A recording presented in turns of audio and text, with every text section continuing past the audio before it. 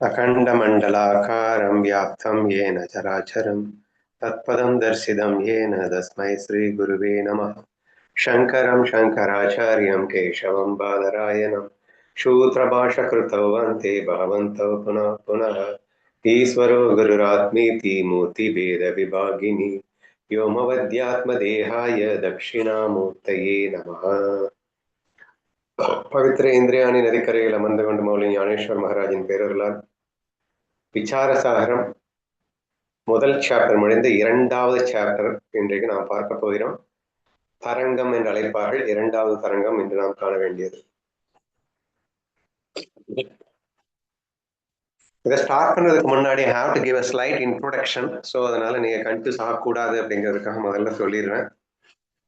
இந்த விசாரசாகரம் அப்படிங்கிறது முழுக்க முழுக்க கம்ப்ளீட் விசாரமாக இருக்க போகிறது. விசாரம் அப்படின்னா என்ன அர்த்தம் அப்படின்னா ஒரு இன்டராக்டிவா, அதாவது ஒன் சைடடா ஒரு விஷயத்த சொல்லிக்கிட்டே இருக்காம அந்த விஷயத்த அது எப்படி சரியா இருக்க முடியும், நீங்க பாட்டுக்கு இப்படி சொன்னா என்ன அர்த்தம், அதெல்லாம் கிடையாது என்று ஒரு ஆப்போசிட்டான மாற்று கருத்து அப்படின்னு சொல்லிட்டு ரொம்ப ஸ்ட்ராங்கா வலியுறுத்தப்பட்டு, அப்படி ஸ்ட்ராங்கா ஆப்போசிட் கருத்துக்களை எல்லாம் வலியுறுத்தப்பட்டு அந்த ஸ்ட்ராங்கான ஆப்போசிட் கருத்துக்களையும்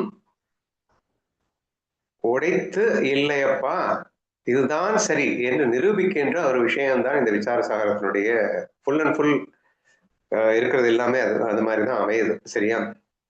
அந்த அடிப்படையில போன ஃபர்ஸ்ட் சாப்டர்ல அனுபந்த அப்படின்னு சொல்லிட்டு அனுபந்த நிரூபணம் அப்படின்னு சொல்லிட்டு நம்ம பார்த்தோம். அந்த அனுபந்தத்துல மொத்தம் 4 அனுபந்தங்கள் அப்படின்னு சொல்லிட்டு அனுபந்தங்கள் என்னன்னா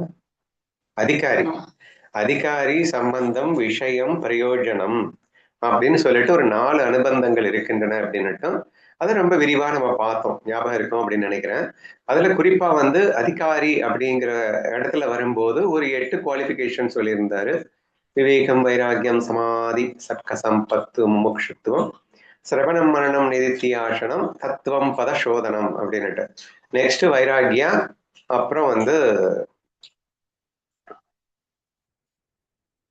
சாரி விவேகம், வைராக்கியா, சமாதி, அதிகாரியில இந்த ஓகே ஓகே இதெல்லாம் சொல்லியிருந்தாங்க. அடுத்து சம்பந்தம் அப்படின்னா இந்த நூல் அப்படிங்கிறது எதனால, இந்த நூலினுடைய சம்பந்தம் என்ன, இது எதுக்காக நம்ம படிக்கிறோம், இந்த படிக்கிறதுனால என்ன யூஸ் அப்படிங்கிற ஒரு விஷயம். நூலினுடைய விஷயம் என்ன, விஷயம் அப்படின்னா அந்த பிரம்ம ஜீவ ஐக்கியமே விஷயம் அப்படின்னுட்டு விஷயம் என்ன அப்படிங்கிறதையும் சொல்லியிருந்தாங்க. பிரயோஜனம் அப்படின்னு சொல்லிட்டு துக்க நிவர்த்தி, பிரம்மானந்த பிராப்தி, இது இந்த நூலுடைய பிரயோஜனம் அப்படின்னு சொல்லிட்டு ஒரு 4 விஷயங்கள் சொல்லப்பட்டிருந்தது இந்த ஃபர்ஸ்ட் சாப்டர்ல. சரியா? இப்போ இந்த சாப்டர்ல எடுத்த உடனே இந்த நம்ம முதல் சாப்டர்ல சொல்லப்பட்ட இந்த 4 அனுபந்தம் இருக்கு இல்லையா, அது எல்லாத்தையுமே நீங்க சொன்னது எல்லாமே சாத்தியமே இல்லை, தப்பு தப்பான விஷயங்கள் எல்லாம் பேசிட்டு இருக்கீங்க என்று சொல்லி அது எல்லாத்தையுமே பிரேக் பண்ணக்கூடிய விஷயங்கள் தான் இப்ப நான் இன்னைக்கு படிக்க போறேன். சரியா? அதை ஃபுல்லா பிரேக் பண்றோம் இன்னைக்கு. நாளைக்கு மறுபடியும் இல்லை இல்லை அப்படின்னு சொல்லிட்டு நம்ம நிரூபிக்க போறோம் அப்படின்றத புரிஞ்சுக்கணும். பூர்வ பக்ஷம் அப்படின்னு ஒரு வார்த்தை வந்துச்சு அப்படின்னு சொன்னாலே வேதாந்தம் பூர்வபக்ஷம் 2 விஷயம். சரியா? வேதாந்தம் என்ன சொல்லியிருக்கு அப்படிங்கிறது முதல்ல எடுத்து சொல்லும். வேதாந்தம் சொல்லி இருக்கிறதை ஏற்க முடியாது அப்படின்னு சொல்லிட்டு பூர்வபக்ஷம் பயங்கரமா வாதிடுவான். இந்த வாதங்களை எல்லாம் மறுபடியும் மறுத்து வேதாந்தம் இல்லையப்பா அப்படின்னு மறுபடியும் தான் சொன்ன அந்த வேதம் கரெக்ட் அப்படின்னு வேதாந்தம் நிரூபிக்கும். சரியா? இதுதாங்க அந்த ஸ்டெப் பை ஸ்டெப் ப்ரொசீஜரா நம்ம இன்னைக்கு பார்க்க போறது. சரி, இப்போ இந்த பூர்வபக்ஷம் முதல்ல சொன்ன அந்த அனுபந்த விசேஷங்களை எந்த அளவுக்கு எப்படி எல்லாம் மறுக்கின்றான் அப்படிங்கிறத நம்ம விரிவா பார்ப்போம். இன்னைக்கு ஃபுல்லாவே அதான் பார்க்க போறோம். நாளைக்குதான் அதை பிரேக் பண்றது எப்படி அப்படின்றது. ஃபர்ஸ்ட் அத்தியாயத்துல சொன்னதை இவன் பிரேக் பண்ண, இவன் சொன்னதை நாளைக்கு நம்ம பிரேக் பண்ண போறோம். பார்க்கலாம். முதல் தரங்கத்தில் அனுபந்த பொது விளக்கம் கூறப்பட்டது. 2ஆம் தரங்கத்தில் அவற்றின் சிறப்பு விளக்கம் விரிவாக கூறப்படுகிறது. அப்படின்னா என்ன அர்த்தம்? ஃபர்ஸ்ட் சாப்டர்ல என்ன சொல்லப்படுதோ அதேதான், அதை 100% கிளாரிட்டியா நம்ம புரிஞ்சுக்க போறோம். அப்ப இது எப்படி புரிஞ்சுக்கிறது? முதல் சொன்ன விஷயத்துல என்னென்ன மாதிரியான சந்தேகங்கள் எழக்கூடும் அப்படின்னுட்டு அது எப்படியெல்லாம் நமக்கு புரியாம போகிறதுக்கு வாய்ப்பு இருக்கு அப்படின்றத கொஸ்டினா ரைஸ் பண்ணி அது எல்லாத்தையுமே புரிய வைக்கிறதுக்கு உண்டான முயற்சி தான் சிறப்பு விளக்கம் அப்படின்ற பேர்ல நமக்கு இங்க நம்ம படிக்க போறோம். சரியா? பூர்வ பட்சத்தின் கூற்று எடுத்த உடனே ஃபர்ஸ்ட் 4 விஷயங்களை சொல்லியிருந்தார் இல்லையா, ஒவ்வொன்றா அவன் பிரேக் பண்றான் எப்படின்னு பார்க்கலாம். அதிகாரி தகுதியை மறுத்தல் அப்படிங்கிறது ஃபர்ஸ்ட் பாயிண்ட். அதிகாரி நம்ம பார்த்தோம்ல, மொத்த 4 அனுபந்தங்கள் பார்த்தோம். அது அதிகாரின்னா இந்த குவாலிஃபிகேஷன், இந்த புக்கை எவெல்லாம் படிக்கணும், என்ன குவாலிஃபிகேஷன் இருந்தால் இந்த புக் அவனுக்கு யூஸ் ஆகும் அப்படிங்கிற விஷயத்த ஃபர்ஸ்ட் எடுத்தவன்னு சொல்லியிருந்தார். அதுல என்ன சொல்லப்பட்டிருந்தது அப்படின்னு சொன்னா, மூல காரணத்துடன் கூடிய உலக அழிவை எவரும் விரும்புவதில்லை, விவேகி மூவகை துக்கங்களின் அழிவையே விரும்புகின்றான். அதுல விவேகத்துக்கு என்ன விளக்கம் கொடுக்கப்பட்டது அப்படின்னு சொன்னா, நித்திய அனித்திய வஸ்து விவேகா, ஆத்ம அனாத்ம வஸ்து விவேகா அப்படின்னு சொல்லிட்டு விவேகம்னுட்டாலே ஆத்மான்னு ஒண்ணு இருக்கு, அதுதான் எப்பயுமே பெர்மனண்டா நித்தியமா இருக்கு. மாயா அனாத்மா அந்த உலகம் அப்படின்னு இருக்கு இல்லையா, அந்த உடல் மனம் புத்தி உலகங்கள் இவைகள் எல்லாம் அனித்தியம் அப்படின்னுட்டும் மாயா அப்படின்னுட்டும் இது ரெண்டையும் நல்லா பிரிச்சு நித்தியம் எது அனித்தியம் எது என்று புரிந்து கொண்டு அனித்திய வஸ்துக்களை அகற்றிவிட்டு நித்திய வஸ்துவிலே இருப்பதற்கு பெயர் விவேகம். இது நம்ம வந்து ஃபர்ஸ்ட் சாப்டர்ல நம்ம பார்த்தோம். சரியா? ஆனா இவன் சொல்றான், இப்ப இந்த பூர்வ பட்சம் பேசுறது பாத்தீங்கன்னா நம்ம ஆர்டினரி பீப்புள், அதாவது நம்மளுடைய மனசு அப்படியே ரெஃப்ளெக்ட் பண்ண மாதிரியே இருக்கும். சரியா? ரொம்ப மிகப்பெரிய அறிவாளி ஒருத்தன் நம்ம சார்பா பேசினா எப்படியோ அந்த மாதிரி வச்சுக்கோங்க. சரியா? நம்ம சார்பா பேசக்கூடிய ஒரு வக்கீல், வேற லெவல் அறிவாளி வக்கீல். இவன் என்ன சொல்றான் அப்படின்னா, என்ன பேசிட்டு இருக்க, நாங்க எல்லாரும் என்ன நினைச்சிட்டு இருக்கோம், விவேகம்னா என்ன தெரியுமா? விவேகம் அப்படின்னா இந்த உலகத்துல சந்தோஷமா வாழ்றதுக்கு பேரு விவேகம். உலகத்தையே அழிவு உலகம், ஏன்னா அங்க உடல் மனம் புத்தி உலகங்கள் எல்லாம் அனித்தியம்னு சொல்லிட்டு இந்த உலகத்தை புறக்கணித்து விட்டு நித்தியமான பிரம்மத்தை பிடித்தல்னு நீ என்னமோ பேசிட்டு இருக்க. ஏயா பிரம்மம்னா என்னன்னே தெரியாதுயா எங்களுக்கு, பிரம்மம்னா ஒண்ணு இருக்கான்னு எப்படி நீ பாட்டுக்கு ஒண்ணு வந்து டெபினிஷன் கொடுத்துக்கிறதா? டெபினிஷன் என்ன? உலகம்ங்கிறது உண்மை, உலகத்தை அனித்தியம்னு நீ யாட்டு டெபினிஷன் கொடுத்துக்கிற? இந்த உலகம் உண்மை, இந்த உலகம் அழியாது, அந்த உலக அழிவை யாரும் விரும்பவும் இல்லை. இந்த ஒட்டுமொத்த உலகம் அழிஞ்சு போறதை வந்து நீ விரும்பியான்னு எவன்டையாவது கேட்டுப்பாரு, எவனுமே ஒதுக்க போறதில்லை. உலகம் அழியறதை யாராவது விரும்புவாங்களா? உலகத்துல துக்கம் அழிய வேண்டும். விவேகம்னா எப்படி டெபினிஷன் கொடுக்கணும்? இந்த உலகம், இந்த சத்தியமான இந்த உலகத்துல எவன் ஒருத்தன் சந்தோஷமா வாழணுமோ அவன் வந்து விவேகி, துக்கத்தையெல்லாம் எவன் நீக்கணுமோ அவன் விவேகி. இப்படி சொன்னா நான் ஒத்துட்டு இருந்திருப்பேன். அதை விட்டுட்டு என்னத்தை நீ பேசிட்டு இருக்க என்று அவன் ஆரம்பிக்கின்றான். சரியா?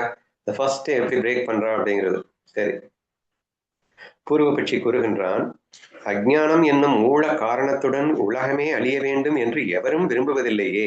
விவேகியான மனிதன் தன்னை பீடிக்கும் 3 வகையான துன்பங்கள் நீங்க வேண்டும் என்று மட்டும் தானே விரும்புகிறான். ஓகேவா? ரொம்ப டீட்டெயிலா எக்ஸாம் பண்ணணும்னா 3 வகையான துக்கங்கள் என்னென்ன அப்படிங்கிறத சொல்லியிருக்காரு. ஆத்தியாத்மிக துக்கம் அப்படின்னா சொந்த உடல் மற்றும் மனதினால் ஏற்படும் நோய்கள் மனக்கவலைகள். சரியா? பொதுவா மனுஷனுக்கு என்னென்ன துக்கம் வருது, அந்த துக்கம் இல்லாம இருக்கிறதுக்கு பேர் தான் விவேகம். ஃபர்ஸ்ட் என்னது? சொந்த உடல் மற்றும் மனதினால் ஏற்படும் மனநோய் வருது, உடல் நோயின் வருது, மனக்கவலைகள். ஸோ இதெல்லாமே வந்து ஒரு கைண்ட் ஆஃப் துக்கம். அதி பௌத்தீக துக்கம் அப்படின்னா திருடர்கள், விலங்குகள், பாம்புகள் போன்றவற்றால் ஏற்படும் வெளிப்புற துன்பங்கள். சரி, மற்றவங்க வந்து நோய் நம்மளை அடிக்கலாம், மற்றவங்க நம்மளை திட்டுறதுனால நமக்கு வருது இல்லையா, அது வந்து 2வது டைப் ஆஃப் துக்கம். ஆதி தெய்வீக துக்கம் அப்படின்னு சொல்றது குளிர், காற்று, வெப்பம், மின்னல் மற்றும் பூத பிரேதங்களால் ஏற்படும் துன்பங்கள். நேச்சுரல் டிசாஸ்டர் அப்படின்னு இருக்குல்லங்க, ஸோ அந்த மாதிரி பூகம்பம் அது இதுன்னு வருது இல்லை, ஸோ இதனாலே ஏற்படுகின்ற துன்பங்கள். ஸோ இந்த மாதிரி துக்கங்கள் இந்த மாதிரி 3 வகைப்படுது. அந்த துக்கங்கள்ல இருந்து விடுபடுறதுதான் விவேகம்னு சொன்னா அதை நாங்க ஒத்துப்போம். நீ பாட்டுக்கு பேசிட்டு இருக்குதா என்ன அர்த்தம் என்று வாதிடுகின்றான். நெக்ஸ்ட், மோக்ஷ விருப்பம் இன்மை. விவேகம், வைராகியம், சமாதி, சர்க்க சம்பத்து, முமுட்சுத்துவா என்ற ஒரு வார்த்தை யூஸ் பண்ணியிருந்தோம் இல்லையா? பிரம்மமாக வேண்டும் என்ற ஆசைக்கு பேர் வந்து முமுட்சுத்துவம் அப்படின்னு சொல்லியிருந்தோம். இவன் தான் பிரம்மத்தை ஏத்துக்கவே இல்லையே. பிரம்மம்னா என்னன்னு எங்களுக்கு தெரியாது, அதுக்கப்புறம் எப்படி ஆசை வரும்? அதனால முமுட்சுத்துவம் அப்படிங்கிற பாயிண்ட் பிரேக் பண்றான் பாருங்க, எப்படி பண்றான்னு பார்ப்போம். மனிதர்கள் நோய்களை போக்க மருந்தையும் பசியை போக்க உணவையும் நாடுகிறார்கள். அவர்கள் உலகத்தையோ அல்லது அதன் மூல காரணமான அஞ்ஞானத்தையோ ஒட்டுமொத்தமாக அழிக்க விரும்பவில்லை. சாங்கிய மதத்தை பின்பற்றுபவர்கள் கூறுவது போல துக்க நிவாரணமே அவர்களின் இலக்காக இருக்கிறது. சாங்கிய சாஸ்திரா அப்படின்னு ஒண்ணு இருக்கு, அதுலயும் துக்க நிவாரணம் தான் இலக்குன்னு சொல்லப்பட்டிருக்கு. இதுதான் கரெக்ட், துக்க நிவாரணம் தான் எங்களுக்கு வேணும், துக்கம் இருக்கக்கூடாது. எனவே அஞ்ஞானத்துடன் கூடிய உலக அழிவும் பிரம்ம பிராப்தியுமே மோட்சம் என்றால் அப்படிப்பட்ட மோட்சத்தை விரும்புபவன் எவனுமே இங்கே இல்லை.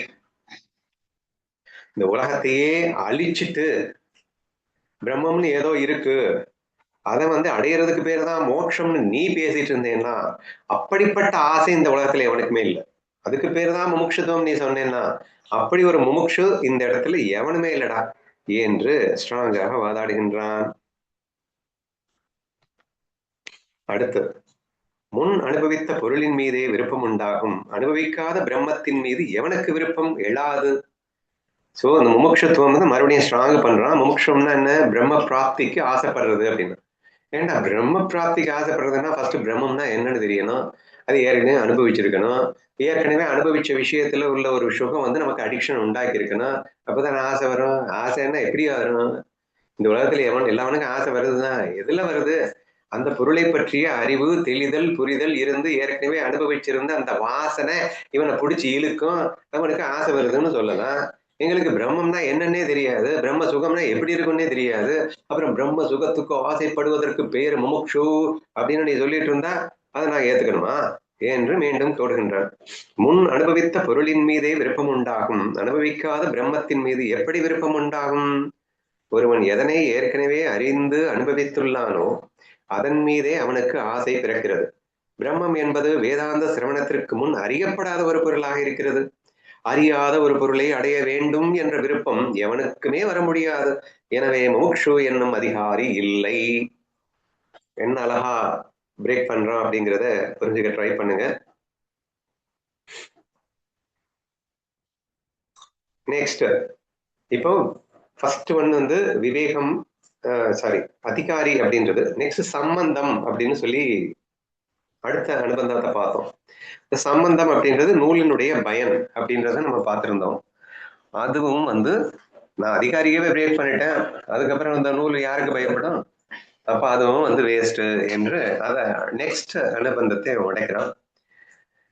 எல்லோரும் உலக இன்பங்களையே விரும்புகின்றனர், மோட்ச வழியை அல்ல. எனவே அதிகாரியே இல்லாத போது இந்நூலை கற்பது பயனற்றது. உலக இன்பங்களை வேண்டாம்னு சொல்றேன், உலகத்துல எவனுமே கிடையாதுடா, உலக அழிவை விரும்புறவன் எவனுமே கிடையாதுடா. அப்போ நீ என்ன சொல்ற மாதிரி இந்த உலக அழிவை விரும்புகின்றவன் பிரம்ம பிராப்தியை விரும்புபவன் தான் அதிகாரின்னு சொன்னேன்னா, அப்படிப்பட்ட ஒரு அதிகாரின்னா என்னமோ நினைச்சிடாதீங்க, குவாலிபிகேஷன், தகுதி. அப்படிப்பட்ட தகுதியுடையவன் இந்த உலகத்துல எவனுமே கிடையாது. அப்புறம் அந்த நூலினால் என்ன பயன் அப்படின்னு என்னத்த பேசுற? அதிகாரியே இல்லைன்னா அதுக்குண்டான பயன் எங்கிருந்து வரும்?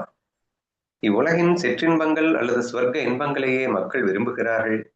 வைராகியம், சமம், தமம், முக்ஷுத்துவம் உடைய அதிகாரி என எவனுமே இல்லாததால் இந்த வேதாந்த நூலை தொடங்குவதே வீணாகும். ஓகேவா? ரெண்டாவது முடிச்சாச்சா? இப்ப அடுத்து மூணாவது அனுபந்தம் என்னது? விஷயம். ஜீவ பிரம்ம ஐக்கியமே இந்த நூலின் விஷயமாகும் அப்படின்னு சொல்லியிருந்தார். ஜீவ பிரம்ம ஒற்றுமை என்பது சாத்தியமே இல்லாத ஒன்று. துன்புறும் ஜீவனும் குற்றமற்ற பிரம்மமும் எப்படியப்பா ஒன்றாகும்? உங்க வேதாந்தத்துல என்ன சொல்லிட்டு இருக்கு? பிரம்மம் சத்தியாங்கிறீங்க, இது மித்தியாங்கிறீங்க. இதுல இந்த டீட்டெயில் ஃபர்ஸ்ட் சாப்டர்ல இல்ல, பட் அடுத்தடுத்த சாப்டர்ல அதுதான் வரும் அப்படிங்கறத புரிஞ்சுக்கிட்டு அவன் சொல்றான்னு வச்சுக்கோங்க. நம்ம கிளாஸஸ்ல தான் டெய்லி டிஸ்கஸ் பண்ணியிருக்கோமே, அது எப்படி சொல்லியிருப்போம் நம்ம? எதை? பிரம்மத்தை நித்திய, சுத்த, புத்த, நிராகார, நிர்குண, வேற என்ன சொல்லலாம், பேதமற்ற அப்படின்னு வரும். இங்க பாத்தீங்கன்னா விகாரமற்ற. சோ இந்த மாதிரி வருது. ஆனா இங்க பாத்தீங்கன்னா ஃபுல் பேதம், விகாரி, குணங்களுடன் கூடியவன், சத்துவ ரஜோ தமோ குணங்களுடன் கூடியவன், இப்படி எல்லாமே அசுத்தம், பியூர் இல்லை இவன், சுத்தம்னு சொல்லவே கூடாது இவனை அப்படின்னு சொல்லிட்டு அப்படியே உள்டாவா போட்டுறீங்களடா. இந்த ரெண்டு எப்படிடா இணையும்? ஏண்டா உங்க கான்செப்ட்லயே இதுவும் ஏண்டி வச்சாலும் எட்டாது அப்படின்னு சொல்லிட்டீங்க. அப்புறம் பின்ன எப்படி இணையும்? ஜீவ பிரம்ம ஒற்றுமை என்பது சாத்தியமே இல்லாத ஒன்று. துன்புறும் ஜீவனும் குற்றமற்ற பிரம்மமும் எவ்வாறு ஒன்றாகும்? விளக்கம், பஞ்ச கிளேஷங்கள், அதாவது அஜ்ஞானம், அகங்காரம், ராகத்வேஷம், அபினிவேஷம் அற்றது எங்கும் நிறைந்த பரிபூரண பொருள். நான் கொஞ்ச நேரத்துக்கு முன்னாடி சுத்த புத்தன் ஏதோ 4-5 சொன்னேன். இவர் வேற ஒரு 4-5 சொல்லியிருக்காரு. ஏன்னா பிரம்மத்துக்கிட்ட அஞ்ஞானமே கிடையாது, அகங்காரமே கிடையாது, இருப்பு வெறுப்பே கிடையாது. அபினிவேஷம்னா என்ன சுதா? தெரியலன்னா. சரி, பரவாயில்ல, ஏதோ ஒண்ணு அந்த மாதிரி வச்சுக்கோங்க. எங்கும் நிறைந்த பரிபூரண பொருள் அப்படிங்கிறது பிரம்மத்துக்கு உண்டான இலக்கணம். சீவனுக்கு இவன் அஞ்ஞானம் நிறைந்தவன், துன்பம் உடையவன், பிறப்பு இறப்பு முதலிய கிளேஷங்களுடையவன், வரம்பிற்கு உட்பட்டவன், பரிச்சின்னன். அவன் வரம்புக்கு எல்லை இல்லாதவன், இவன் வரம்பிற்கு உட்பட்டவன். ஏண்டா இந்த ரெண்டையும் நீங்களே சொல்லிட்டு இந்த ரெண்டையும் எப்படியும் ஒன்னாக்குறது தான் விஷயம்னுங்கிறீங்களே, எப்படி சாத்தியம்? வெப்பமும் குளிர்ச்சியும் போல இருவேறு இயல்புடைய ஜீவனும் பிரம்மமும் ஒன்றாகும் என்பது பொருந்தாது அப்படின்னு 3வது அனுபந்தத்தை பிரேக் பண்ணிட்டான்.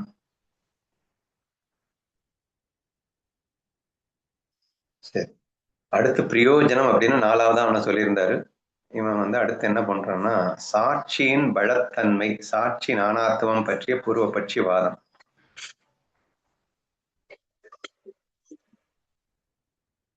வேதாந்திகள் சொல்லுவார்கள், உடலும் மனமும் வேறுபட்டாலும் அவற்றின் சாட்சியாக இருக்கும் ஆத்மா ஒன்றே என்று கூறலாம். பிரம்மம் சத்யா ஜெகத் மித்யா அப்படின்னு சொல்லும் போது அந்த பிரம்மம் தான் இங்க ஆத்மா ஆத்மான்னு சொல்லிட்டு இருக்கேன், என்னமோ நினைச்சிடாதீங்க. சோ இந்த ஆத்மா இவ்வுலகத்திற்கு, இந்த மாயா உலகத்திற்கு சாட்சியாக இருக்கிறது, மித்யா உலகிற்கு சாட்சியாக இருக்கிறது அப்படின்னு நம்ம சொல்றோம் இல்லையா? ஆனா இந்த பிரம்மத்தை என்ன சொல்றோம்? ஒண்ணுங்கிறோம், சரியா? மித்யா உலகத்துல லட்சக்கணக்கான மனிதர்கள் இருக்கிறார்கள், அவ அனைத்திற்கும் சாட்சி அப்படின்னு சொல்லிட்டு பொதுவா இவங்க சொல்றாங்க, வேதாந்திகள் சொல்றாங்களாம். ஆனால் பூர்வபட்சி மறுக்கின்றார். ஜீவர்கள் எண்ணற்றவர்கள் என்பதால் ஒவ்வொரு உடலிலும் இருக்கும் சாட்சி ஆத்மாவும் வெவ்வேறானது தானே. இப்போ எக்கச்சக்கமான மனுஷங்க இருக்காங்க, எக்கச்சக்கமான ஜீவர்கள் இருக்கிறாங்க, எல்லாத்துக்கும் ஒரே சாட்சி எப்படி இருக்க முடியும்? அப்போ எல்லாத்துக்கும் ஒரே சாட்சின்னா இந்த உலகத்துல உள்ள எல்லாருக்கும் என்னென்ன நடக்குதோ அது எல்லாத்தையுமே அவனுக்கு தெரிஞ்சிருக்கணும்ல. அவனுக்கு சாட்சியா இருக்கான் அப்படின்னு சொன்னா அவனுக்கு எல்லாமே தெரியணும்ல. அப்படி எங்க தெரியுது? சாட்சி என்ற ஒன்றே என்றால் ஒருவன் சுகத்தை உணரும் போது உலகில் உள்ள அனைவரும் ஒரே நேரத்தில் அந்த சுகத்தை உணர வேண்டும். ஆனால் அங்கனம் நடப்பதில்லை. எனவே ஜீவ பிரம்ம ஐக்கியம் என்னும் விஷயம் பொய்யானதே. இந்த விஷயத்தை மறுக்கிறதுக்காக தான் மறுபடியும் வர்றான். ஜீவ பிரம்மம் ஐக்கியம் சாத்தியம் இல்லைன்னு முதல்லயே இந்த ரெண்டும் வெவ்வேறு லட்சணங்களுடையது, அதனால சாத்தியம் இல்லைன்னு சொன்னா, இப்போ அந்த ரெண்டும் ஜீவ பிரம்மம் ஐக்கியம் சாத்தியம் இல்லைன்னு சொல்றதுக்கு எப்படி விளக்கம் கொண்டு வரணும் அப்படின்னா, நீங்க பிரம்மத்தை ஒண்ணுன்றீங்க, ஆனா இங்க சாட்சி அப்படிங்கிறது ஒன்னா இருக்க வழியே இல்லை. ஏன்னா இந்த லட்சக்கணக்கான பேருக்கு நான் இந்த எக்ஸாம்பிள் அடிக்கடி என்ன கேட்பேன்னா, ஏங்க நானும் மராட்டி பீப்புள்ஸும் ஒண்ணுன்னா அவங்களுக்கு மராட்டி ஈஸியா வந்துருச்சு, எனக்கே மராட்டி வர மாட்டேங்குது அப்படின்னு கேட்பேன். நான் தான் பிரம்மம்னா, நான் தான் எல்லாமா இருக்கேன் அப்படின்னா எல்லாமே எனக்கு தெரியணும்ல, எல்லாமே எனக்கு புரியணும்ல அப்படின்னு சொல்லுவேன். இப்ப எவனோ ஒருத்தன் ஞானி ஆயிட்டான் அப்படின்னா அப்ப நானும் ஞானி ஆகணும்ல. ஏன்னா எல்லாமே நான் தான் அப்படின்னா ஒருத்தன் ஞானி ஆனாலே எல்லாருமே ஞானி ஆகணும்ல. ஒருத்தன் அஞ்ஞானியா இருந்தா அப்ப எல்லாருமே அஞ்ஞானியா இருக்கணும்ல. இப்ப நான் மட்டும்தானே இருக்கேங்கிறீங்க என்ற மாதிரியான கொஸ்டின்ஸ் நான் அவங்களுக்கு நிறைய முன்னாடி கேட்டுதான் அவங்களுக்கு ஞாபகம் இருக்கும் அப்படின்னு நினைக்கிறேன். ஸோ இந்த கொஸ்டின் அவன் ப்ரெசென்ட் பண்றான். ப்ரெசென்ட் பண்ணி அப்படி இருக்கும்போது இதெல்லாம் இல்லை இல்ல, கண்டிப்பா ஒருத்தனுக்கு தெரியுது இன்னொருக்கு தெரிய மாட்டேங்குது.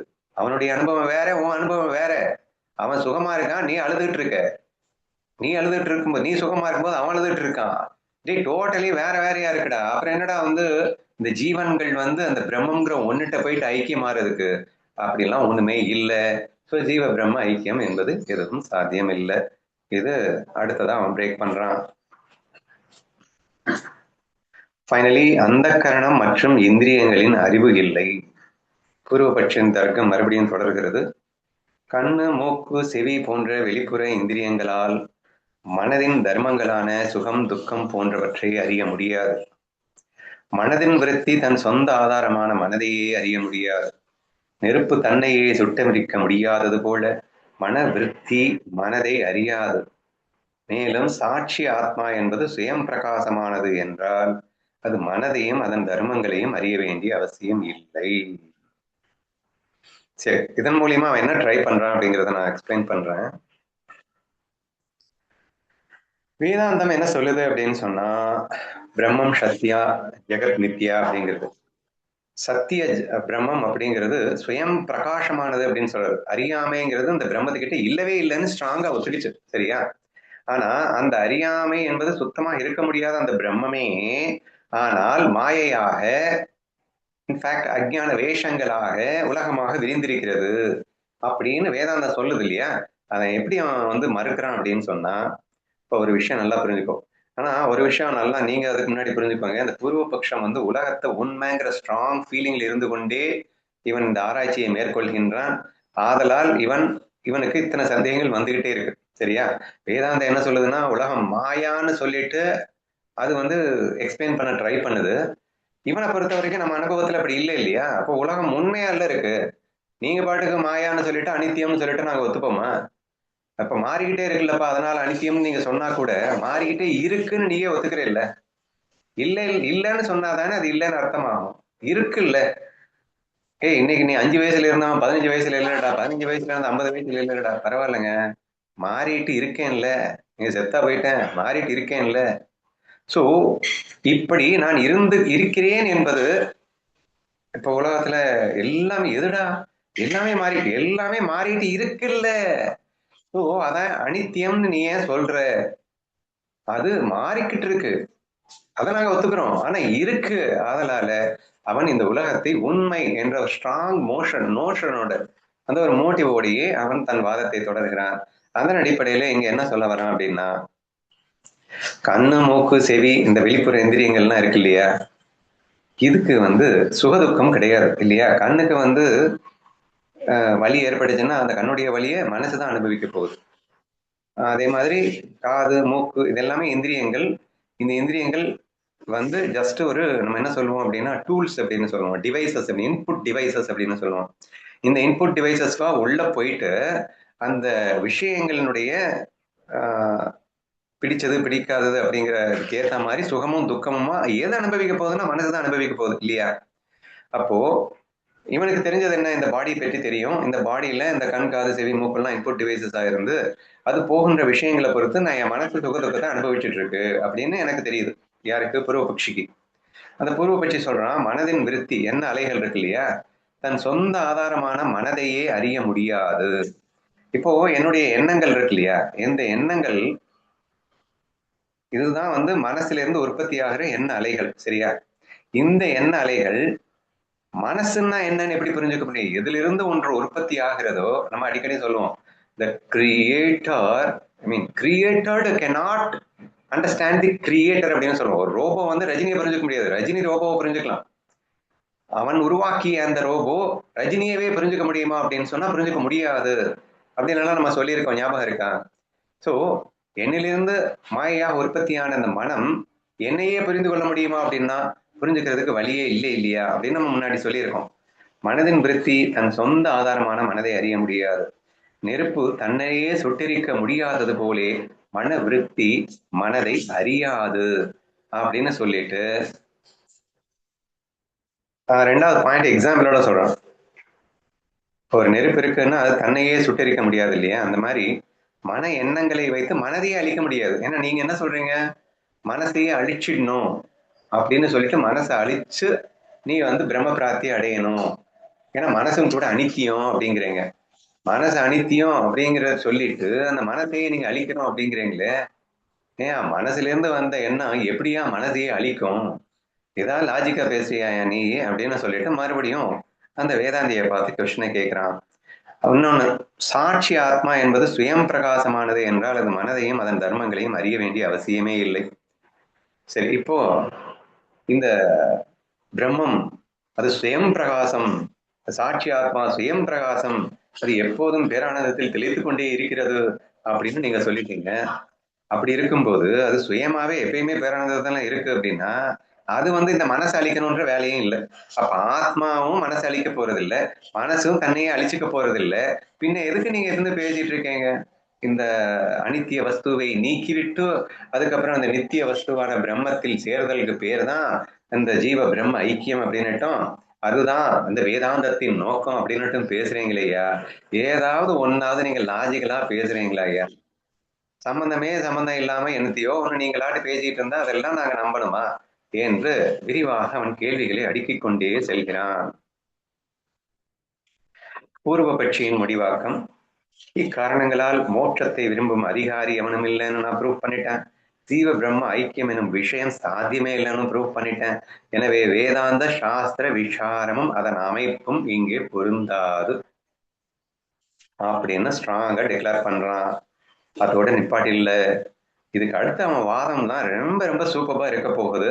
அந்த வாதத்தை ரொம்ப கேர்ஃபுல்லா கவனிக்கணும், சரியா? பிரயோஜன கண்டனம் அப்படின்னு ஃபைனல் கண்டனத்துக்கு வரும்போது என்ன அழகா கண்டிக்கிறான் அப்படிங்கிறத நான் சொல்றேன், புரியுதான்னு பாருங்க. அத்தியாசம் பொய்யான தோற்றம் இல்லாமல் அறிவாள் பந்தம் நீங்காது. அத்தியாசத்திற்கான காரணம் இங்கு இல்லை, எனவே ஞானத்தின் ஆசையை விடு. இது ரொம்ப ரொம்ப சூப்பரா அவன் டிஸ்கஸ் பண்றான். அதாவது மாயை அப்படி இந்த உலகத்தை உண்மைன்னு ரொம்ப ஸ்ட்ராங்கா நம்புறானா? உண்மை நிரூபிக்கிறாங்க, சரியா? நீ இந்த உலகத்தை மாய அப்படின்றதுனால நீ சொல்ற அந்த மாயை நீக்கத்தினால் நீ உன்னை நீ உணரலாம். அத்தியாசம்னா மாயை, சரியா? அத்தியாசம் இல்லாமல் அறிவாள் பந்தம் நீங்காது. அதாவது ஞானத்தாலே மோட்சம் அப்படின்னு சொல்றோம். எப்போ இந்த உலகத்தை மாயான்னு புரிஞ்சுக்கிட்டியோ, தி மொமெண்ட் இந்த உலகத்தை மாயான்னு புரிஞ்சுக்கிட்ட அடுத்த செகண்ட் நீ பிரம்மம் ஆயிடுவ, நீ பிரம்ம ஞானம் பெற்றிடுவாய். இப்ப ஞானத்தாலே மோட்சம் கிட்டும். இது வேதாந்தம் சொல்லுது இல்லையா? ஏண்டா இந்த உலகத்தை மாயான்னு புரிஞ்சுக்கிறதுக்கு இது மாயையா இருந்தா தானே? இது உண்மையால இருக்கு. இது உண்மையா இருக்கும் போது நீ ஞானத்தை வச்சு எப்படி மோட்சத்தை அடைய முடியும்? இந்த உண்மையான உலகத்துல துக்கம் வருது அப்படின்னா அந்த துக்கத்தை எப்படி நீக்கணும் அப்படின்னு வேற ஒரு மெத்தட் சொல்லித்தரேன். அதுக்கு கர்மத்தாலே மோட்சம்னு சொல்லிட்டு எப்படி எப்படி கர்மம் பண்ணா அந்த துக்கம் நம்ம விட்டு போகும் அப்படிங்கறத நான் சொல்லித்தரேன். இப்போ ஒரு துக்கம் வருதுன்னா அந்த துக்கம் இந்த சத்திய உலகத்துல ஒரு துக்கம் வருது, ஒரு பாம்பு இருக்கு, நீங்க கயிறு பாம்புன்னு சொல்லிட்டு இருப்பீங்க. அங்க பாம்பு இல்லவே இல்லைன்னா அது பிரச்சனை இல்லை, இங்க பாம்பு இருக்கு. இப்ப பாம்பு இருக்கு அப்படின்னு சொன்னா நமக்கு பயம் வருதுன்னா ஒண்ணு நம்ம பாம்பை விட்டு ஓடி தூரமா போகணும், இல்லைன்னா பாம்பு அடிச்சு கொல்லணும். இப்படி நாம கர்மத்தை வைத்துத்தான் மோட்சத்தை அடைய முடியுமே தவிர ஞானத்தாலே மோட்சம் என்பது சாத்தியம் இல்லை. ஞானத்தாலே மோட்சம்ன்றது எப்ப சாத்தியம்? இந்த ஒட்டுமொத்த உலகமும் மாயான்னு நீங்க சொல்றது உண்மையா இருந்தா ஞானத்தால சாத்தியம்னு ஒத்துக்கிறேன். ஆனா நான் நிரூபிக்கிறேன் இந்த உலகம்ங்கிறது மாயை இல்லை, இந்த உலகம்ங்கிறது சத்தியம்னு நான் நிரூபிக்கிறேன். அதுக்கு அப்புறமாவது உங்க வேதாந்தம் பொய்யன்னு ஒத்துக்கோங்கப்பா என்று இவன் ஆரம்பிக்கின்றான். இது எப்படி நிரூபிக்கிறான்னு பாருங்க. அத்தியாசத்திற்கான காரணங்கள் இங்கு இல்லை, எனவே ஞானத்தின் ஆசையை விடு. அதாவது மாயா அப்படின்னு சொல்றதுக்கு இங்க வாய்ப்பே இல்லை, இது உண்மைதான். அதனால நீ ஞானத்தினால மோட்சம் அடையலாம் அப்படிங்கிற ஆசையத்து குப்பையில போடு என்று எப்படி அழகா விளக்குறான் அப்படின்றது பாருங்க. ஒரு பொருள் அத்தியாசம் மாயையாக இருந்தால் மட்டுமே அதிஷ்டான அறிவினால் அது நீங்கும். அதாவது கயிற்றில் தோன்றும் பாம்பு, அதாவது உண்மையில பாம்பு அங்க இல்லவே இல்லை, அந்த கயிறு பாம்பு மாதிரி தெரிஞ்சது. அதனால அப்படி உண்மையிலேயே அது மாயா அப்படின்னு இருந்தா அப்ப அதிஷ்டான அறிவு என்ன? கயிறுன்னு பார்த்த உடனே அங்க பாம்பு இல்லாம போயிடும். ஏற்கனவே இல்லை, அதனால நீங்க கயிறுன்னு பார்த்த உடனே இல்லாம போயிடும். சோ இதை வச்சு நீங்க சொல்றீங்க ஒரு பொருள் அத்தியாசமாக இருந்தால் மட்டுமே அதிஷ்டான அறிவினால் அது நீங்கும். ஆன்மாவில் உடலும் உலகமும் பொய்யாக தோன்றவில்லை. ஆனா அப்படி இல்லைங்க. குரு வச்சு என்ன அழகா வாதிடுறான்னா, நீங்க சொல்றீங்க ஆன்மாவிலதான் இந்த உடல் உலகங்கள் சும்மானாச்சுக்கும் பொய்யா தோண்டிட்டு இருக்கு அப்படின்னு நீங்க சொல்லிட்டு இருக்கீங்க. ஆனா அது உண்மை இல்லை. அது உண்மையா இருந்தா ஒத்துக்கிறேன். நீங்க சொல்ற மாதிரி கயிற்றுல தோன்றும் பாம்பு, பிரம்மத்துல பாம்பு தோன்றி கொண்டு இருக்கு. நீங்க பாம்பை ஐ மீன் அதிஷ்டானத்தை பிடிச்சிட்டீங்கன்னா, பிரம்மத்தை உணர்ந்துட்டீங்கன்னா இந்த உலக அறியாமை காணாம போயிடும் அப்படின்னு நீங்க சொன்னதெல்லாம் நான் எப்போ ஒத்துப்பேன்? இந்த உலகம் மாயையா இருந்தா தானே ஒத்துப்பேன். ஆன்மாவில் உடல் உலகங்கள் பொய்யாக தோன்றுகிறது என்பதை நான் ஒப்புக்கொள்ள மாட்டேன். ஏனென்றால் அவை உண்மையானவை, அவை சத்தியபந்தம். அவன் எக்ஸ்பிளைன் பண்ற பியூட்டி தான் ரொம்ப அருமையா இருக்க போது. கேர்ஃபுல்லா கவனிங்க. உண்மை பொருளை ஞானத்தால் அளிக்க முடியாதுப்பா.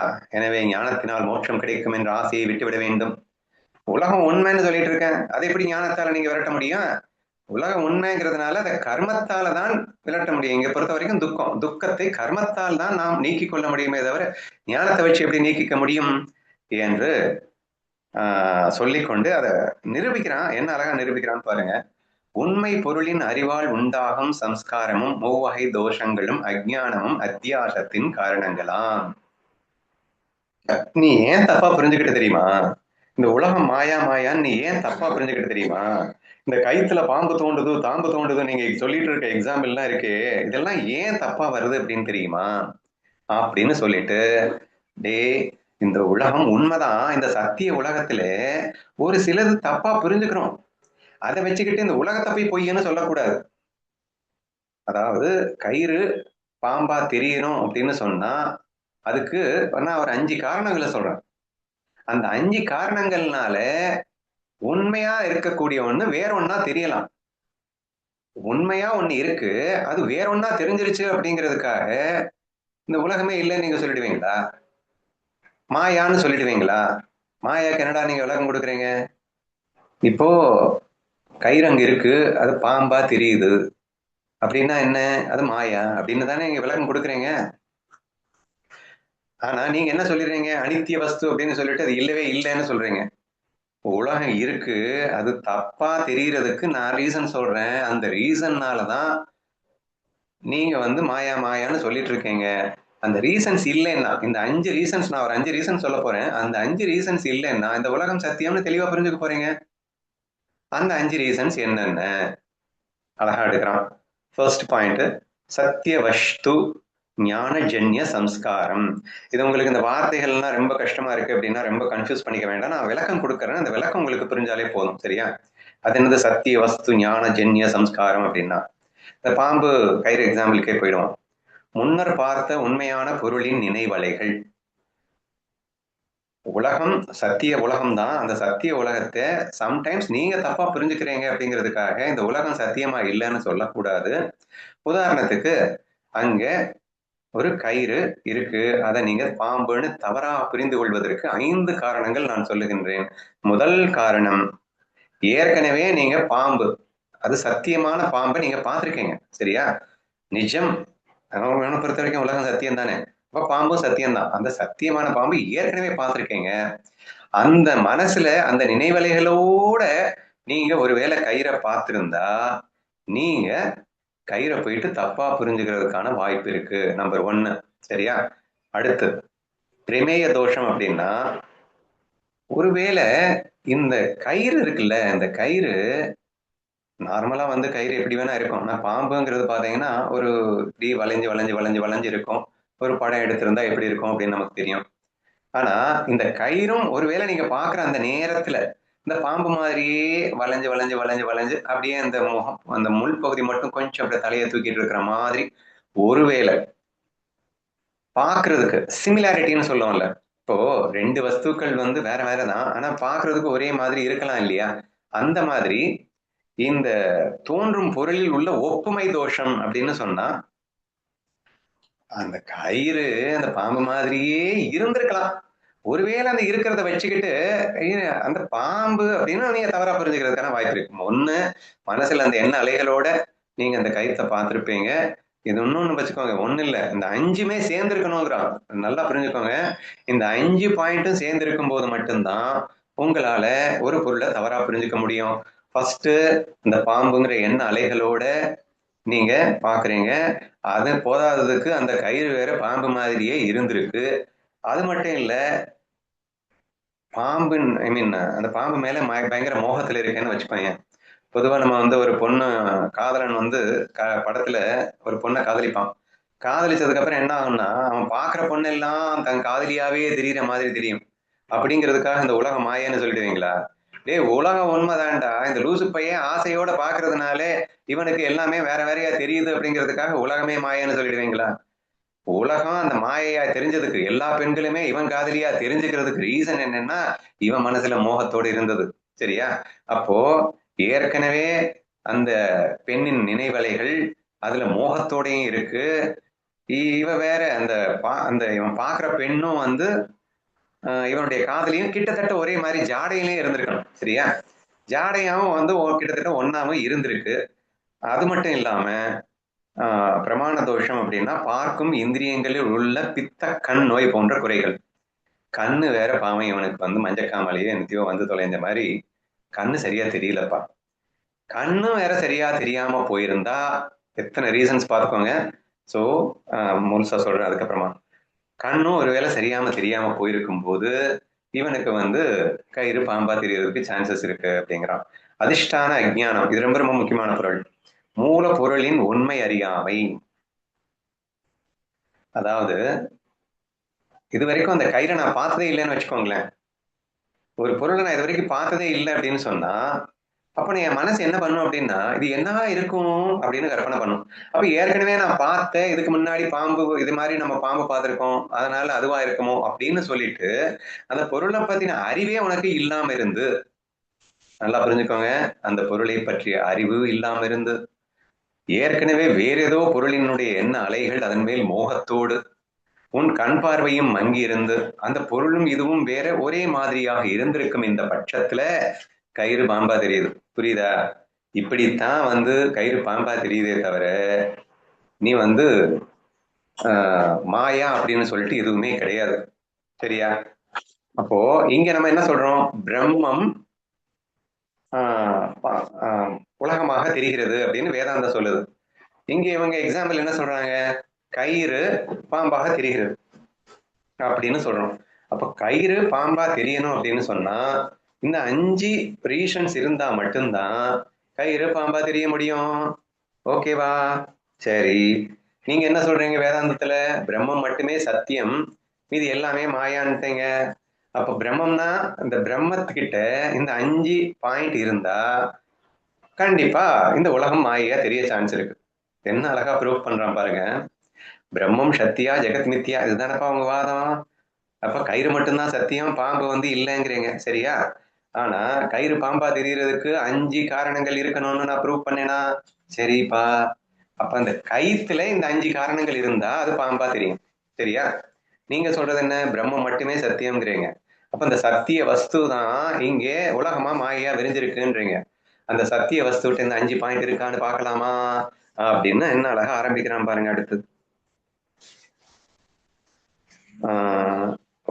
இது அடுத்துதான் வருது. முதல்ல இதை படிச்சிடறேன். ஒருவன் உண்மையான வெள்ளியை முன் பார்த்திருந்தால் மட்டுமே சிப்பியை பார்க்கும்போது அது வெள்ளி என்ற மயக்கம் உண்டாகும். அதாவது அதிர்ஷ்டான ஞானம் 5வது பாயிண்ட கொஞ்சம் நல்லாவே விளக்கலாம். இந்த 5 காரணங்களில் ஒன்றேனும் குறையுமாயின் அத்தியாசம் நிகழாது. அத்தியாசம்னா மாயா. மண்பாண்டம் செய்ய பானை செய்பவன் சக்கரம் களிமண் எல்லாம் தேவைப்படுவது போல அத்தியாசத்திற்கு இந்த 5 காரணங்களின் கூட்டமைப்பு சாமக்கிரி மிகவும் அவசியம். இந்த 5ம் சேர்ந்தாதாண்டா மாயை உருவாக்க முடியும். சரியா? சரிங்க. இப்ப சொல்றான், ஆத்மாவில் அத்தியாச சாமக்கிரி இல்லை என நிரூபித்தல். இப்ப பிரம்மம் சத்தியா ஜெகத் மித்தியால அந்த பிரம்மத்துக்கிட்ட இந்த 5 இருந்தாதானே இந்த மாயைய உலகத்தை படைக்க முடியும். சரி, இந்த 5 இருக்குன்னு நீங்க வேதாந்திக சொல்றீங்களா? பார்க்கலாமா? First point, சம்ஸ்காரமின்மை. ஆத்மாவிற்கு வேறாக உண்மையான உலகம் எதுவும் இல்லாததால் உலகத்தை பற்றிய சத்திய சம்ஸ்காரம் ஆத்மாவில் பதிவது சாத்தியமே இல்லை. ஃபர்ஸ்ட் பாயிண்ட்ல என்ன சொல்லியிருந்தான்? சத்தியமா இருந்த பாம்பின் நினைவலைகள் அவனுக்குள்ள இருந்திருக்கணும். ஃபர்ஸ்ட் பாயிண்ட் இருந்ததா? இந்த பாம்பு சத்தியமான பாம்பின் நினைவலைகள் அவனுக்குள்ள இருக்கணும்னு வந்ததா? நீங்க தான் இந்த ஒட்டுமொத்த உலகத்தையே சத்தியம் இல்லை அப்படின்னு சொல்லிட்டீங்க. அப்ப அது சத்தியமே இல்லைன்னு சொல்லிட்டா அந்த சத்திய சம்ஸ்காரம் உங்க மனசுக்குள்ள இருக்க சான்ஸே இல்லை, இல்லையா? அப்ப பிரம்மத்துக்கிட்ட இந்த உலகத்தை பற்றிய சத்திய அப்படிங்கிறது எண்ணம் இல்லை. ஒண்ணு சத்தியம் இருந்திருக்கணும், அதை நீங்க தப்பா புரிஞ்சுக்கணும் இந்த கயிறை பார்த்துட்டு, இல்லையா? சத்திய சம்ஸ்காரமே இல்லை. இந்த உலகமே மாயன்னு தான் நீங்க சொல்லிட்டு இருக்கீங்க. அப்படி இருக்கும்போது சத்திய சம்ஸ்காரம்னா உண்மையாக பார்த்த ஏதொன்றின் எண்ணம் அப்படின்னு புரிஞ்சுக்கணும். ஓகேவா? உலகத்துல எதுவுமே உலகமே மாயான்னு சொல்லிட்டீங்க. இப்போ உண்மையா நீங்க எதுவுமே பார்க்கல. அப்ப மனசுக்குள்ள இந்த பிரம்மத்தின் மனசுக்குள்ள சத்தியம் சொல்லிட்டு எதுவுமே இல்லை. ஃபர்ஸ்ட் பாயிண்ட் முடிஞ்சு போயிடுச்சா? ஆத்மாவிற்கும் உலகத்திற்கும் ஒப்புமையே இல்லை. ஆத்மா அகப்பொருள் ஒளிமயமானது, உலகமோ புறப்பொருள் ஜடமானது. ஏய்யா முதல்லயே நாங்க சொன்னோம்ல, நீங்க ஆத்மாவுக்கு கொடுக்குற விளக்கம் எப்படி இருக்கு? சுயம் பிரகாசமானது, அபேதமானது, நிர்விகாரமானது, நித்திய சுத்த புத்தமானது. இந்த உலகத்துக்கு நீங்க கொடுக்குற விளக்கம் என்ன? அதாவது ஒப்புமை இருக்கணும்னு சொன்னால, மாயையில 5 விளக்கம் கொடுத்தேன், அதுல ஒப்புமை இருக்கணும்ல. அந்த பாம்பு மாதிரி இந்த கயிறும் வந்து அதே மாதிரி ஒரு வேலை இருந்தா அப்படின்னு ஒரு பாயிண்ட சொன்னமா இல்லையா? ஆனா நீங்க என்ன சொல்றீங்க? இது சுயம் பிரகாசம், இது வந்து சுத்தம், இது வந்து அசுத்தம், இது குணங்களுடன் கூடியது, அது குணங்கள் அற்றது. என்னையா பேசிட்டு இருக்கீங்க? அப்ப எப்படி மாயை உருவாக முடியும்? மாயை உருவாகிறதுக்குள்ள 5 காரணங்கள்ல ஒரு காரணம் கூட ஒண்ணுக்கு வரல. 5மே வரணும்னு கேட்டேன், 1வது வருதான்னு பாருங்களேன், வரமாட்டேங்குது.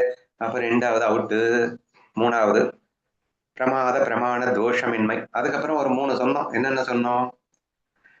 அந்த பாம்பும் பாம்பு அதே மாதிரி இருக்கணும் அப்படின்றத பார்த்தோம். அடுத்து இவனுக்கு மோகம் இருக்கணும் அப்படின்னு பார்த்தோம். பிரம்மத்துக்கிட்ட மோகம் இருக்கா? கண்டிப்பா இருக்க முடியாது. அப்புறம் கண்ணுல கோளாறு இருக்கணும்னு பார்த்தோம். இவன் கண்ணையே மாயான்னு பாக்குறான். அப்படி இருக்கும்போது கண்ணுல கோளாறு, ஏன்னா மாயை வந்ததுக்கு அப்புறம் தான் இந்த கண் அப்படிங்கிறதே வருது. பிரம்மத்துக்கு கண்ணிலே கிடையாது, சரியா? சப்ஜெக்ட் திரிபுடிகள் அப்படிங்கிறது மாயைக்குள்ளதான் இருக்கு. பிரம்மத்துக்கிட்ட நீங்க திரிபுடிகளே இல்லைங்கிறீங்க. அப்படி இருக்கும்போது இந்த தோஷங்கள், அதாவது அவனுக்கு மோகத்தோட பார்க்கணும்னு ஒரு பாயிண்ட சொல்லியிருந்தேன், அது பிரம்மத்துக்கிட்ட இல்லை. கண்ணு அப்படிங்கிறதே பிரம்மத்துக்கு கிடையாது. அப்ப கண்ணுல வந்து சரியா தெரியாதனால தப்பா புரிஞ்சுக்கிட்டான் அப்படிங்கிறதுக்கும் வாய்ப்பு இல்லை. இனி ஃபைனலா ஒரு பாயிண்ட சொன்னேன். அது என்னன்னா, அங்க என்ன இருக்குன்னே தெரியாம இருக்க போய் நான் வந்து தப்பா புரிஞ்சுக்கிறதுக்கான வாய்ப்பு இருக்கு. கயிறை நான் 100% ஸ்பஷ்டமா பார்த்துட்டேன் அப்படின்னா தப்பா புரிஞ்சுக்கிறதுக்கு வழியே இல்லை. அந்த பொருளை பத்தின ஞானமே எனக்கு இல்லை. அதனால நான் வந்து அதை பாம்புன்னு தப்பா புரிஞ்சுக்க முடியும் அப்படின்னு ஒரு 5வது காரணத்தை சொன்னேனா இல்லையா? அது மட்டும் என்னவாச்சா? அதிஷ்டானமாகிய பிரம்மமோ சுயம் பிரகாசமானது அப்படிங்கிறீங்க, பிரம்மம் ஒளி மிகுந்தது அப்படிங்கிறீங்க. அது எப்போதும் அதுகிட்ட வந்து அதுக்கு தெரியாது, தன்னை தான் அறியாமல் அது இருக்கவே முடியாதுங்கிறீங்க. ஏங்க நான் யாருன்னு எனக்கு தெரியாம போச்சு அப்படின்னா என்னன்னா தப்பா புரிஞ்சுக்கிறதுக்கு வழி இருக்குங்க. நான் யாருன்னு தெளிவா நான் புரிஞ்சுக்கிட்டு இருக்கும் போதே என்ன நான் எப்படிங்க தப்பா புரிஞ்சுப்பேன்? அதுக்கு சான்ஸே இல்ல. அதான் புரிஞ்சுக்கோங்க. இப்போ வந்து ஒரு நடிகன் பிச்சைக்காரனாக மாறினான்னு நம்ம அடிக்கடி எக்ஸாம்பிள் சொல்லுவோம், சரியா? அப்போ நடிகன் தான் யார் என்பதை உண்மையிலேயே மறந்துட்டாதான் தன்னை பிச்சைக்காரன்னு தப்பா புரிஞ்சுக்க முடியும்.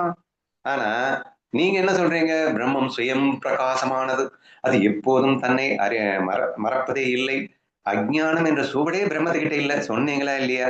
சூரியனிடத்து இருள் இருக்க முடியாதது போலே பிரம்மத்தில் அஜ்ஞானம் இருக்க முடியாதுன்னு சொன்னீங்களா இல்லையா? அப்ப நீங்க ரொம்ப தெளிவா தானே இருக்கீங்க. அப்புறம் எப்படியா உங்களுக்குள்ள மாய உருவாகும்? மாயா உருவாவதற்கான காரணங்கள் எதுவுமே பிரம்மத்துக்கிட்ட இல்லைன்னு நீங்களே ஒத்துக்கிறீங்களே வேதாந்திகளே, பின்ன எப்படி வந்து மாயா உருவாக முடியும்? அப்ப பிரம்மத்திடமிருந்து மாயா தோற்றமளிக்கிறது என்பது சாத்தியமே இல்லை. இதுல இருந்து என்ன ஒத்துக்கிட்டு போவான்? பேசாம இந்த உலகம் சத்தியம்தான், தனியா உலகம் சத்தியமா இருக்கு, இதுல துன்பம் வருது, அந்த துன்பத்தை நீக்கிறதுக்கு நான் வந்து கர்மத்துல சில வழிகள் சொல்லித்தரேன், அதை வச்சுட்டு மோட்சத்தை அடைய வச்சுட்டு நீங்க என்னமோ புதுசா வந்து இது பிரம்மம் சும்மா நாச்சுக்கும் உலகமா தோற்றம் அடைஞ்சிட்டு இருக்கு, இதை நீங்க வந்து புரிஞ்சுக்கிட்டீங்கன்னா, இது அனித்தியம்னு புரிஞ்சுக்கிட்டீங்கன்னா நீங்க வந்து பிரம்மம் ஆயிடுவீங்க, ஞானத்தை வச்சு மோட்சம் அடையுங்கோ. இதுதான் வந்து என்னையா பேசிட்டு இருக்கீங்க? இப்ப புரிஞ்சுக்கோங்க, ரொம்ப எல்லாம் வந்து கன்ஃபியூஸ் ஆகாதீங்க. உலகம் சத்தியம்தான். இந்த சத்திய உலகத்துல துக்கம் இருக்கு, வாஸ்தவம் தான். அது துக்கத்தை நீக்கிறதுக்கு நான் கர்மத்துல சில வழிகள் சொல்லித்தரேன், அதை வச்சுக்கிட்டு நீங்க மோட்சம் அடைகிறதுக்கு வழியை பாருங்கோ என்று சொல்லி அந்த வழியை அவன் சொல்ல போகின்றான். எனவே ஆத்மாவில் உலகம் பொய்யாக தோன்றவில்லை, அது உண்மையானது. உண்மை பந்தத்தை ஞானத்தால் நீக்கவே முடியாது. உலகம் உண்மையானது அப்படின்னு சொன்னதுக்கு அப்புறம் அதை எப்படி ஞானத்தை வச்சு நீக்கிறது? அப்ப அதுக்கு என்ன பண்றது? கர்மத்தை வச்சு நீக்கலாம். அதுக்கு நான் வந்து வழி சொல்றேன். கர்மத்தினாலே மோட்சம் அடைதல். உண்மை பந்தம் ஞானத்தினால் ஒருபோதும் நீங்காது. நித்திய கர்மங்களை இடைவிடாது செய்வதால் முக்தி அடைய விரும்ப வேண்டும். இப்போ எப்படி வந்து கர்மம் பண்ணி நீங்க மோட்சம் அடையணும் அப்படின்னு விளக்குறான். பூர்வபட்சி கூறுகிறான், பந்தம் உண்மையானது என்பதால், பந்தம் உண்மையானது அப்படின்னா உலகம் உண்மையானது, அதனால் உலக பந்தம் உண்மையானது அப்படின்னு எடுத்துக்காங்க. ஞானத்தால் மோட்சம் வராது. மாறாக வேதத்தில் விதிக்கப்பட்ட நித்திய கர்மங்களை வாழ்நாள் முழுவதும் செய்வதன் மூலமே மோட்சம் பெற முடியும். இதுவும் வேதத்துல சொல்லியிருக்குல்ல. என்னென்ன சொல்லியிருக்கு? இவனும் வேதத்தை வச்சுதான் பேசிட்டு இருப்பான். நல்லா புரிஞ்சுக்கோங்க. நீங்க என்னமோ பூர்வ பட்சம் வேதத்துக்கு ஆப்போசிட் நினைச்சிடாதீங்க. வேதாந்தி அப்படிங்கிறவன் அவனும் வேதத்தை பேசா வச்சுதான் பேசிட்டு இருக்கான். வேதாந்தி. இங்க பூர்வ பட்சம் வேதங்களை பேசா வச்சுதான் இவனும் பேசுவான். ஆனா இவனுக்கு சாதகமானது இவன் எடுத்துக்கிட்டு பேசுவான். அவன் முழுசா புரிஞ்சுக்கிட்டு பேசுவான். அவ்வளவுதான் டிஃபரன்ஸ். சரியா? சரி, இப்ப பாருங்க. கர்மங்களின் வகைகள் எல்லாமே வேதத்துல சொன்னதுதான். இன்ஃபேக்ட் இது எல்லாமே பாத்தீங்கன்னா அடுத்து பகவத்கீதையில கண்ணன் சொன்னதாவே இருக்கும்.